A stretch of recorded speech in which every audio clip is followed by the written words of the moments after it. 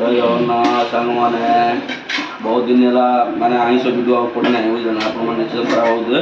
ଆଜି ଆଇଁଷ ଭିଡ଼ିଓ ପଡ଼ିଛି ବୁଝିପାରିଲେ ଆଉ ଦେଶୀ ଭିଡ଼ିଓ ପଡ଼ିଛି ବୁଝିଲେ ଦେଶୀ ଚିକେନ୍ ଭିଡ଼ିଓ ପଡ଼ିଛି।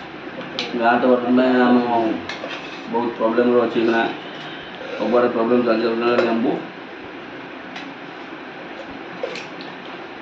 ଇଏ ଦେଲା ପିଆଜ ଆଉ ଦେଶୀ ଚିକେନ୍ଟା ଆଜି ଖାଇ କହିବି କେମିତି ଲାଗିଛି କିନ୍ତୁ ଆଜି ଯେଉଁ ଦେଶୀଟା ଆଜି 1800 ଟଙ୍କା କିଲୋ ବୁଝିଲେ ନା ଆପଣମାନେ ଖାଇଛନ୍ତି ନାହିଁ ମୋତେ କହିବେ।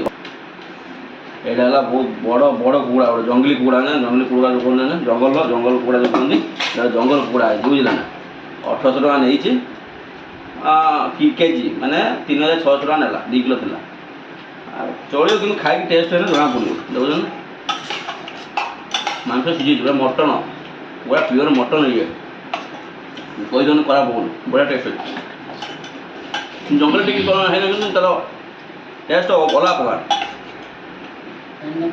କୁକୁଡ଼ାଟା ଲମ୍ବା ବେକଟା ଟିକେ ତାର ଲମ୍ବା ସାଇଜ କିନ୍ତୁ ତାର ଗୋଡ଼ ଟିକେ ଲମ୍ବା କିନ୍ତୁ ଖାସି ଠାରୁ ଟପର ବୁଝିପାରିଲ ଭାଇ କିନ୍ତୁ କ'ଣ କରିବା ଚାଲିଛି ଦୁଃଖ ସୁଖେ କିନ୍ତୁ ପଇସା ସବୁ ମିଶିକି ଆଇଛନ୍ତି 500 ଟଙ୍କା ଖାଉଛୁ ବୋଲି ପଇସା ମିଶିକି ଆଇଛି ବୋଲି ବାଧୁନି ଏକିଟା ଖାଇଲେ ବହୁତ କାନ୍ଦିଏ ବୁଝିଲେ ନା ଯେତେବେଳେ ଆପଣ ଫିସ୍ କରି ଖାଉଛନ୍ତି ଏକିଟା ସାଙ୍ଗ କରି ଖାଇବେ ନିଶ୍ଚୟ ଜଣା ପଡ଼ିବନି ବୁଝିଲେ ନା ଆସନ୍ତୁ ଏବେ କେବେ ଖାଆନ୍ତୁ ଜୟ ଜଗନ୍ନାଥ।